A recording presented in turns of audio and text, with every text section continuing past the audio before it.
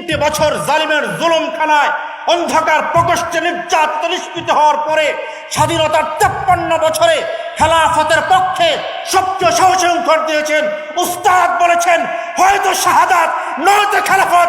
আমরা বিশ্বাস করি খেলাফতের পতাকা ইসলামী বাংলাদেশ খেলাফত যুব মজলিস ওড়াবে ইনশাআল্লাহ তাআলা। শাহাদাতের কাফেলা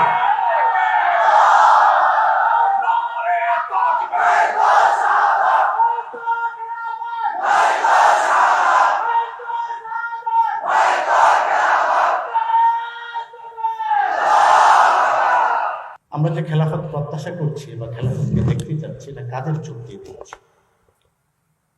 1890 সালে অস্ট্রেলিয়া থেকে আরবি ভাষায় একটা কিতাব বের হয়, এটার নাম হলো আল হিদায়া। এটা আমাদের পাঠ্য বই হিদায়া নয়, এটা আরেকটা। মিস্টার জুইফার নামে একজন অস্ট্রেলিয়ান ভদ্রলোক, প্রাচ্যবিদ, ভালো ইংরেজি জানেন। তিনি এই বইয়ের মধ্যে মোটা অক্ষরে রাষ্ট্র থেকে ধর্ম কেন আলাদা অথবা ধর্ম থেকে রাষ্ট্র কেন আলাদা, এটা তিনি খুব বড় করে উল্লেখ করেন। আজকে যে আপনারা দেখতে পাচ্ছেন যে খেলাফত আলা মিনহাজ নবুওয়াত রাসূল করিম সাল্লাল্লাহু আলাইহি ওয়াসাল্লামের যুগে ১৫০০ বছর পরে এসেও আজকের এই সময়ে স্বাধীন বাংলাদেশেও বিভিন্ন জায়গায় যে হুতুম পেচারা রাষ্ট্র থেকে ধর্মকে আলাদা করতে চাচ্ছেন, এরা হলো ওই সময়ে সে সমস্ত প্রেতাত্মা যারা গত ১৫০০ বছরে পশ্চিমা ভাষ্যে পশ্চিমা কণ্ঠে এই কথাটা বলে আসছেন যে রাষ্ট্র এবং ধর্ম একসাথে থাকতে হবে না, আলাদা থাকতে হবে। আমার এক আইজুল ইসলাম চমৎকার কথা বলেছেন, সেখানে একটি তথ্য এসেছে তুরস্কের প্রসঙ্গে। আমি একটি ডকুমেন্টারির কাজে প্রায় 16 দিন তুরস্কে ছিলাম, 15,500 কিলোমিটার সফর করেছি। ইস্তাম্বুলে গিয়ে সেখানে একটি বিশাল মসজিদ দেখে আমার খুব ভালো লাগে। তবে আমার যে গাইড ছিল তাদেরকে, মৌলানা সাহেব, তাদেরকে বলা হয় আফেন্দি। আমি বললাম, আফেন্দি তোমার মসজিদটা তো খুব সুন্দর, খুব চমৎকার।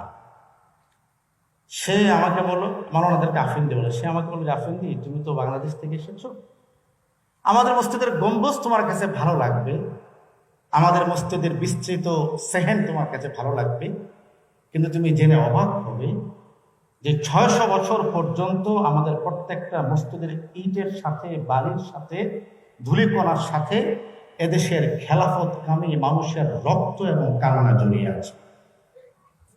আজকে যারা এই সময়ে এসে রাষ্ট্রকে ধর্ম থেকে আলাদা করতে চান অথবা ধর্ম থেকে রাষ্ট্রকে আলাদা করার জন্য বিভিন্ন মতবাদ আপনারা আউড়ে যাচ্ছেন, আপনাদেরকে বিনয়ের সাথে বলতে চাই, বাংলাদেশের ৫৬,০০০ বর্গ মাইলের প্রতি ইঞ্চি মাটিতে, প্রতিটি মসজিদে, প্রতিটি মক্তবে, প্রতিটি মাদ্রাসায়, প্রতিটি খেলাফত প্রত্যাশী মানুষের অন্তরের ভিতরে ইমানের যে জজবার কান্না অপেক্ষা করছে, একথা প্রমাণ করে ১০০ বছর পরেও বাংলাদেশে যুব মজলিসের নেতৃত্বে আবারও খেলাফত পন্থা কায়েম হবে।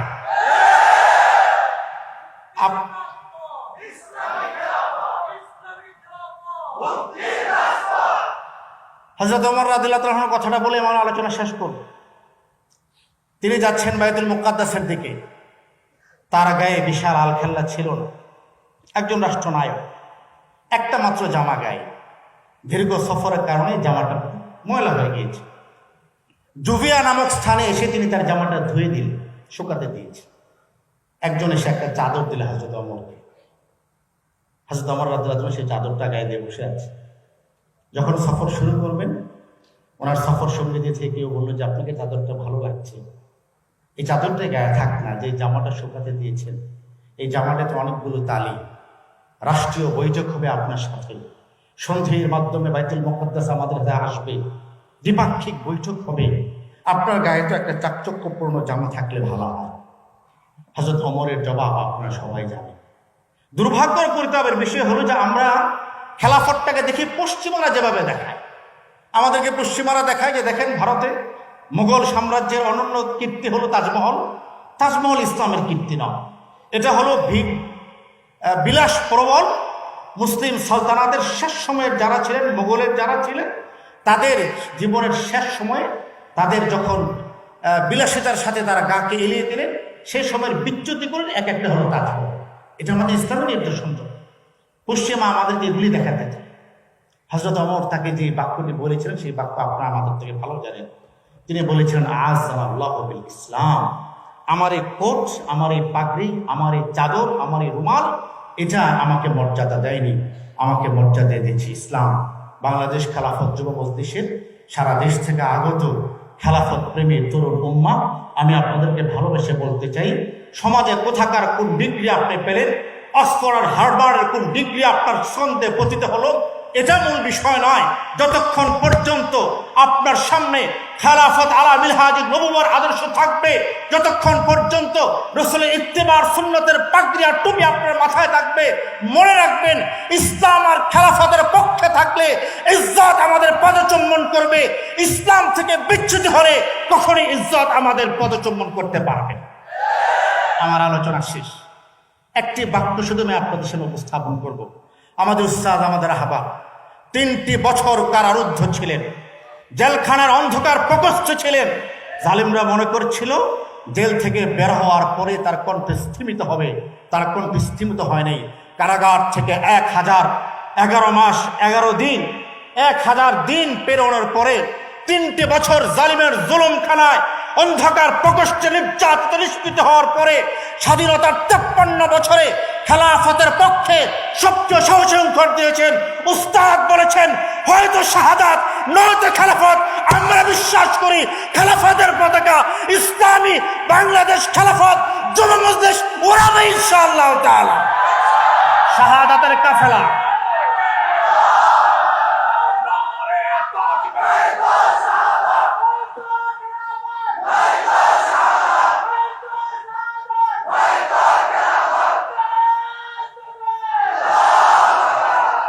আমি শেষ কথা, আমার আলোচনাটা হুজুর আসার আগে দিলে ভালো ছিল। হুজুর আসার পর থেকে আমার পা কাঁপানো শুরু হয়ে গেছে। এটা সামনে থেকে আমার দিলে হুজুর আসার আগে দিলে। বিষয়টা হলো, আমার কথা শেষ। যারা মনে করেছেন পাঁচকলি টুপি পরেন, মাদ্রাসায় পড়ান, বুখারী শরীফ নিয়ে থাকেন, সুতরাং আমরা এদিক সেদিকে দামি রুমে এসি টিসি বসে আমরা বলে ফেলবো রাষ্ট্র রাষ্ট্রের জায়গায়, ধর্ম ধর্মের জায়গায়। আমি আপনাদেরকে বিনয়ের সাথে বলতে চাই, আপনারা রঙের ডিব্বা দেখেছেন, রং এখনো দেখেন। আমার সামনে যুব মজলিসের শাহাদাত প্রেমী যুবক যারা বসে আছেন, এক একটা ভারতের স্ফুলিঙ্গ, এক একটা মামুনুল হক, আমরা যতদিন বেঁচে আছি বাংলাদেশে ইসলামের বিরুদ্ধে, ধর্মের বিরুদ্ধে কোনো ষড়যন্ত্র বরদাস্ত করব না। সুতরাং যদি মনে করেন খেলা শেষ হয়ে গেছে, আমাদের খেলা শেষ হয় নাই। যতদিন পর্যন্ত বাংলার আকাশে খেলাফতের সূর্য উদিত না হবে, ততদিন পর্যন্ত আমরা জেগে আছি। আপনারা আছেন না নাই? আছেন না নাই?